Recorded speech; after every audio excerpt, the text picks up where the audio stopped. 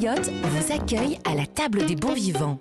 Herbacée et acidulée, elle parfume les plats méditerranéens. Elle ne se mange pas crue, mais confite. Elle est féminine, c'est la capre. Alors ça, c'est vrai que c'est un condiment qui ne laisse pas indifférent. On va oublier, les amis, les capres de piètre qualité, vous savez, trop vinaigrées, balancées comme ça sur les pizzas et sur les tartares. Faut goûter une bonne capre pour savoir si on aime ou pas. Capre ou pas capre, Ophélie?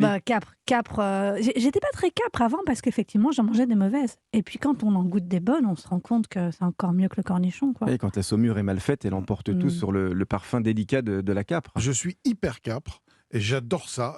J'en mets dans plein de plats.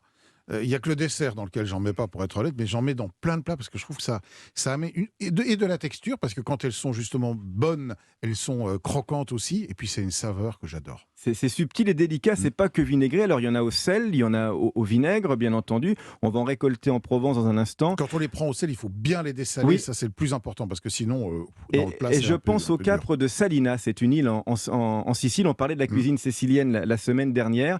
C'est une île sur laquelle j'ai eu de la chance d'aller et qui est vraiment une île dédiée au capre. Il y a des capriers partout. C'est l'île où ils ont tourné Le Facteur avec Philippe Noiret. Et alors là-bas, on mange des capres à toutes les sauces. Les restaurants font des capres partout. Donc je ne sais pas si vous allez peut-être en vacances du côté des îles éoliennes cet été, ça vaut le coup d'aller à Salina. Mais oui, parce qu'il faut rappeler quand même que ça vient du bassin méditerranéen. La capre, ça pousse sur le caprier, comme vous disiez, c'est un petit arbre. Et c'est pour ça qu'on la met si souvent dans des plats méditerranéens. Ben voilà, et puis ça casse le bon gras des poissons, par exemple. Alors, justement, on va aller la récolter en Provence. Un petit peu d'histoire avant sur la capre, Olivier, qui nous accompagne depuis l'Antiquité. Ah oui, les Romains déjà avaient compris que c'était délicieux pour relever les sauces, les poissons, les plats. Elle arrive en Provence autour du VIe siècle, introduite par les colons grecs, figurez-vous. Et puis les premières capres confites au vinaigre, on les mentionne à partir du XVe siècle. Elles sont consommées durant la Renaissance. Et puis Olivier de Serres, vous savez, le célèbre agronome, en parle d'ailleurs dans son théâtre d'agriculture et ménage des champs. Il donne tous les conseils de culture, de cueillette.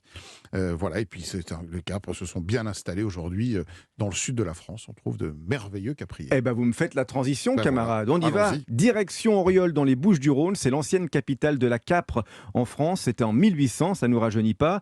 Et aujourd'hui, en France, c'est vrai que la production n'est plus rentable. Elle était délocalisée vers les pays du Maghreb.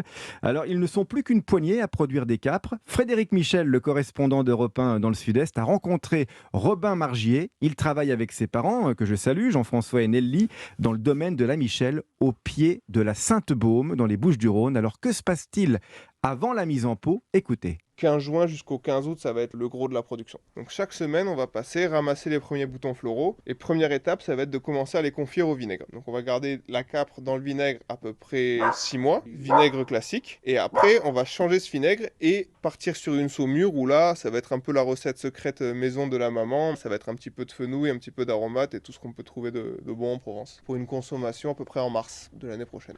On le fait plus pour faire vivre un patrimoine que vraiment économiquement, parce qu'on ne peut pas payer quelqu'un à ramasser la capre aujourd'hui. La capre, c'est vraiment la culture rustique par excellence. Ça demande des sols très peu riches, des sols très drainants, donc ça aime le sec, ça va pousser dans les murs. Quasiment pas d'irrigation. Chaque année, on va venir couper à ras, maintenir cette souche à 20 cm du sol pour pouvoir ramasser facilement. La taille parfaite, c'est la capucine, plus petite que l'ongle du petit doigt. Ah oui, alors c'est vrai qu'on danse la capucine, mais on mange la capucine aussi, Olivier. Il y a plein de tailles dans les capres. Oui, alors vous avez les toutes petites capres qu'on appelle les lilliputes, qui font de 1 à 5 mm, Ouais, c'est petit, faut ouais. bien les regarder. Les non pareils de 6 à 7 mm, et puis ce qu'on appelle les surfines de 7 à 8 mm. Et paraît-il, les meilleures sont les toutes petites parce qu'elles ont un goût plus concentré, évidemment, plus prononcé. Celles-ci de la famille Margier, j'ai eu la chance de les déguster. C'est vrai qu'elles sont très fines, très délicates. Ils récoltent 30 kilos par an, donc vous imaginez, C'est c'est rien. une toute petite production. Le pot de 150 grammes est vendu aux alentours de 10 €, donc c'est un certain prix, mais on n'en met pas partout, on n'en mange pas tout le temps, mais elles sont subtiles, délicates, ça n'a rien à voir avec les capres trop saumurées. Mais alors, je sais pas, parce que vous parliez de lilliput, je veux pas faire de mauvais enchaînements, mais il y a les capres à queue aussi. C'est quoi les capres à queue? Absolument, mais je suis content de vous l'entendre dire. Ce sont de grosses capres, effectivement. Qui sont On fait- encore attachés à, Oui. à leur queue et qu'on croque comme Oui, ça à et qu'on met l'apéritif, sur les par tapas. exemple. On en met beaucoup sur les tapas en Espagne, des capres à queue qui sont très croquants, effectivement. Ce sont des cornichons de capre, en fait, c'est ça? C'est- un Oui, petit peu- c'est des grosses capres, tout simplement, mais effectivement bien croquantes. Alors moi, ce que je fais, vous savez, une boîte de sardines, un peu de concentré de tomate, une poignée de capre dans des pâtes, c'est simplissime, c'est délicieux. Et dans la tapenade, il y a des capres, hein, les amis. Elle doit son nom d'ailleurs, tapenade. Exactement. À l'origine des En capres. occitan, en provençal, tapenade, ça veut dire capre. Donc vous allez, si vous voulez faire une tapenade ce week-end, vous mixez 200 g d'olive noire dénoyautée, 5 filets d'anchois, 30 g de capre dessalé et 5 centilitres d'huile d'olive, du poivre. Et là, vous avez une belle tapenade pour accompagner vos légumes ou un poisson, par Ou exemple. tout simplement sur une petite tranche de pain grillé. Clic, clic, clic. Une autre recette avec des capres, Ophélie? Alors moi, comme Olivier, j'adore les mettre avec des pâtes, mais je mets du ketchup en plus. Non. C'est un peu honteux. Si, Non. si, vous prenez des tomates Mais ça séchées, mais casse c'est hyper tout. bon. Tomates séchées, anchois, capres, vous hachez le tout et vous mettez un petit peu de ketchup. Et puis comme ça, toute la famille aime, toutes les générations. C'est le week-end, les amis, les vacances approchent. 2 bonnes raisons de penser à faire son marché de livres. Eh bien, des romans au livre de